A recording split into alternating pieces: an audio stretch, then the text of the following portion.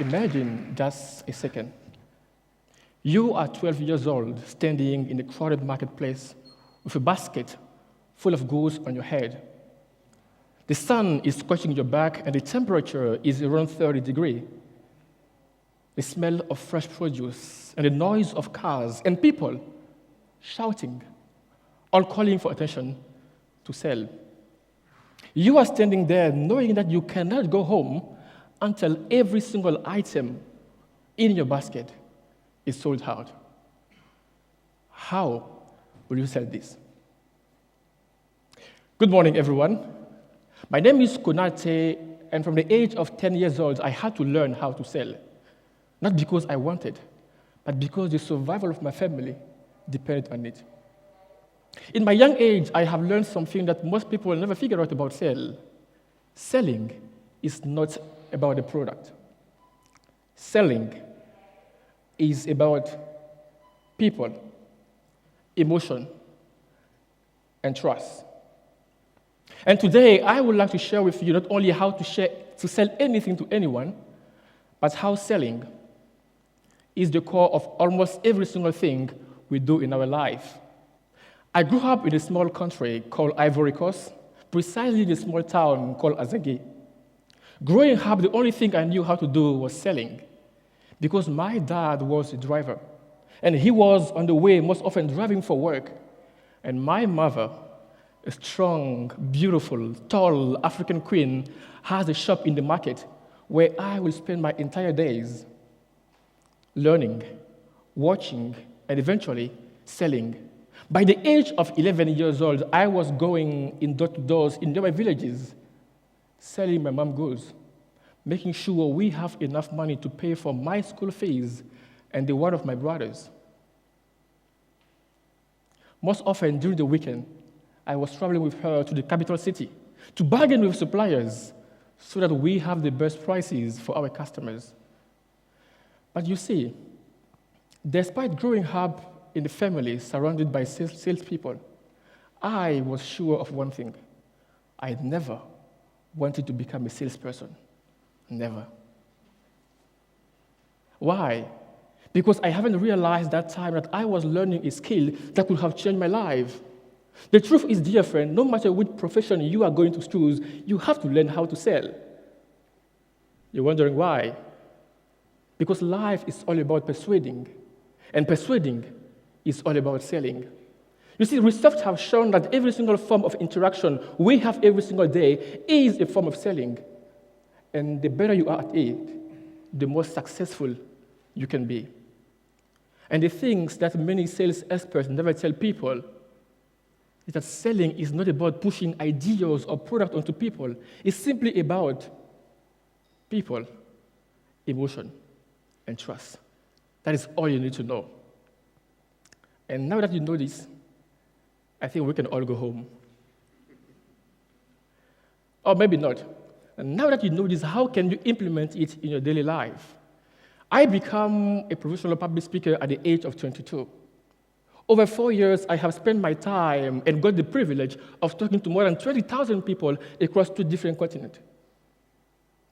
My job has been to persuade them, to inspire them, and to sell them my ideas. And to do that, I created a framework called the 5 Ps of storytelling. The reason why I created the 5 Ps of storytelling is simply because research has shown that stories have the ability to release an hormone which is called oxytocin, linked to trust and empathy, which is very essential for building strong relationships.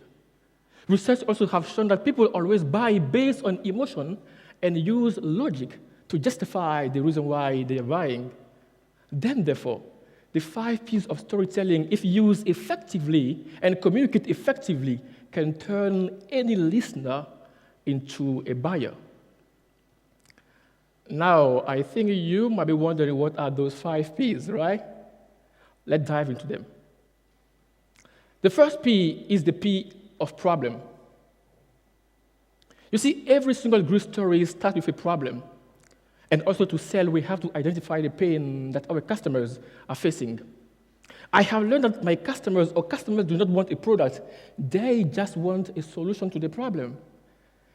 You see, when I was selling at the shop at my mom's place, I was one day with my brother, and I had a customer of mine who came to buy. And I received a strong, big clap, a slap in my back from my big brother, because I have let the customer leave simply because I didn't have the solution for his problem. My brother was frustrated because he knew that in this moment I could have sold anything to the customer. And the customer needed a product, and we needed money. Unfortunately, this is the mistake that many people also make in sales. You see, that experience teaches me something very important. Many people who do not truly understand the essence of selling make this mistake. Customers are also people with emotion, desires, and problem. And when we take the time to truly understand the problem they have, we can become successful. Interestingly, the person I let go that day became one of our most regular customers. Why? Because he found someone who truly understands his problem and can solve it. So when you're trying to sell anything to anyone, the first question you have to ask yourself is actually 3 questions. What is the problem am I trying to solve here? What are the challenges that they are facing? What is the underlying motivation behind them purchasing my product? Once you are able to understand that and can communicate effectively about that, you can sell anything to anyone using the right product. However, if you are in a very competitive market, then you need to know the next P, the P of product. You see, there was a guy called Tim, and Tim was working in a factory. And one day he was going home with a wheelbarrow, and inside the wheelbarrow there was a black box. So Tim that day arrived next to the security officer, and the security officer asked him one question: what is inside the box? Tim answered, "It is a box, sir." He said, "Of course I know." I said, "What is inside the box?" And Tim answered, "It is oil left over after the maintenance every single evening. And I need some at home, so I'm just taking it with me at home." The security officer said, "Open it." Tim opened the box. Surprise, surprise, it was oil. So he let Tim leave that day. The next day again, the same thing happened. Tim arrived again with the wheelbarrow, the box, he opened it, and one more time, it was oil inside. That went on for at least 4 weeks. Till one day, the same security officer stopped again Tim and said, "I don't know, but I have the feeling deep down inside me that you are stealing something. I just don't know. But tell me what you are stealing, and I promise I'm not going to report it to anyone." Tim, after thinking for a while, said, "I'm going to tell you. You see, I come here every single day with nothing in my hand, and I go back home every single day with oil in a wheelbarrow. I am not stealing the oil. I am stealing the wheelbarrow." For weeks, Tim has been stealing the wheelbarrow. For weeks, the security officer will only focus on one thing: the box inside the wheelbarrow. You see, dear friend, that is exactly the same mistake that we make most often as well in sales. We focus too much on the product details and specification, that we forgot one thing: the big picture, the value. How is the product going to transform the life of a customer? So when you are trying to sell any product to anybody, the question you ask is to know, what is the transformation am I actually bringing in my customer life? Once you have the problem, the solution, how is that solution going to change the life, the end result, the big picture, the value? That's what you need to communicate about it. If you are able to do this successfully, you can sell anything to anybody. However, If you are in a very, very competitive market, you need to know the next P, the P of people. You see, when I was selling at my mom's place, I always believed that the reason why I was able to sell my entire basket and empty it before going home was simply because I was an amazing seller, an amazing transaction maker. But there was something actually different. There was something actually deeper. You see, I had the regular and loyal customer of mine called Sally. And Sally would always buy her shampoo from me every single time. And one day, she came into buying the shampoo, but I didn't have it in the shop. So I tell Sally, you know what? I don't have it. So I am going to let you go to the next customer, and I'll make sure to have it the next time before you arrive. And she said, no, I'm going to wait till you bring it for me. And she did that repeatedly. So one day I was really surprised and I said, okay, Sally, please tell me, why are you actually always waiting for me to bring it? You can just have it in the next shop. Why not? And then she said something that actually shocked me. She said something that hurt me deeply inside me. She said, because you are my friend, and I want to buy from you. You see, the reason why I believe I was selling all my goods was simply because I was just amazing. But for my customers, it was something different. It was about the relationship that we have been able to build over time. And most often also we make the same mistake. We believe that what is important to us is also important to our customers, what I call the myopia of sales. So now the question that you and I need to know while trying to sell anything to our customers is to know how can we build a relationship with those people. And for that, there is a philosopher called Aristotle who created a framework which is used by all the public speakers around the world and most often also in sales. It's ethos, logos, and pathos. First, you have to learn to build trust with people. Trust is the foundation of any sales. Secondly, you have to know how to arouse their emotion while discussing with them. We buy always based on emotion. And then thirdly, use logic and data, fact and data for them to truly understand why they are making this and make informed decision. If you are able to do this, I guarantee you can sell anything to anybody. However, if you are in a very, very, very competitive market, you need to know the next P again, the P of price. You see, one day I was coming from a village where I used to go and sell, and that day I couldn't sell all the things I had with me. So I went home very tired and said, Mom, you know what? The customers were complaining, the price is too high. Maybe we have to decrease the price so that we can sell more, what we call most often the penetration strategy.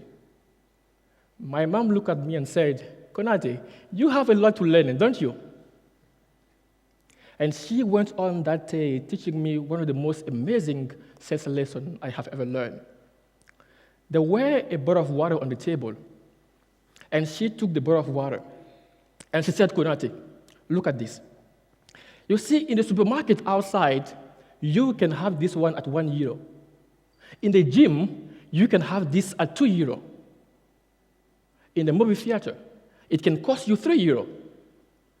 But in a luxury hotel, you can have it at €7. But now, Konate, tell me, what do you think these water have in common? Mom, this is all water anyway. Exactly, that is the point, my boy. This is all water. But now tell me, if the same product can cost different prices in different locations, what is the learning lesson for you, my boy? You see, that day I have learned something extremely important. I have learned that price is more often not the problem. Price becomes an issue when we put the right product in the wrong place or in front of the wrong audience. Price becomes an issue only when we, as a salesperson, fail to show to our customer how not having our product is going to affect time, resources, and money. Price becomes an issue when we cannot make them see the value behind having this product right now. Price becomes an issue when the customer is broke. 5 times where price is a problem. So when you're trying to sell anything to anyone, no matter the price, remember, you have to show your product as an investment and not just a product. But most importantly, you have to make them understand why not having your product now is going to affect and cost them time, money, and resources. If you are able to do this, you can sell anything to anyone. But now, dear friend, there is, of course, one last P. A P of purpose. You see, the 4 P's focus on the customer, but the last P focus on the seller. Why are you selling? Why did you become a salesperson?